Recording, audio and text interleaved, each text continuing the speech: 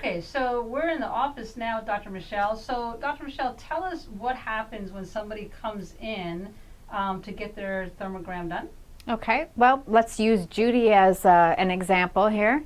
I would have her come over to this area over here past the partition. And this is where we would have you or the patient acclimate to the temperature for 15 minutes before we would commence with the scan. So I would have, if Judy were the patient, I would have her come and sit on this stool, remove her top and any jewelry around her neck that's in the way. If she has long hair, we would have her put that up. After the 15 minutes of acclimation, I would have her sit on the stool and I would come back.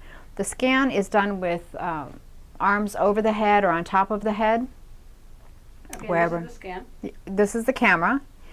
And once we start the scan, then all the pictures are taken for breast exams with the arms overhead or behind the head. And so it would just be a series of scans. So the first scan would be forward, the second scan would be a side view, third scan would be the other side. There are 2 oblique shots that are used where the patient turns slightly back towards the camera, and then again on the opposite side. The last shot is done head on with the camera. Drop the camera all the way down and we point it up in the air, have the patient arch back a little bit and get a view of the tissue that's underneath the breast. And your dog's name is? Theo. And Theo is just checking this whole situation out. He's a therapy dog. He's a therapy dog for sure.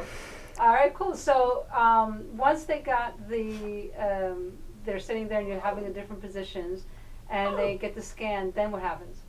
After I'm done with that, then they leave and I play around with their scan, look at it, determine anything that needs to be changed or if there's anything that I can see that's of concern with just how it presents right here in the office.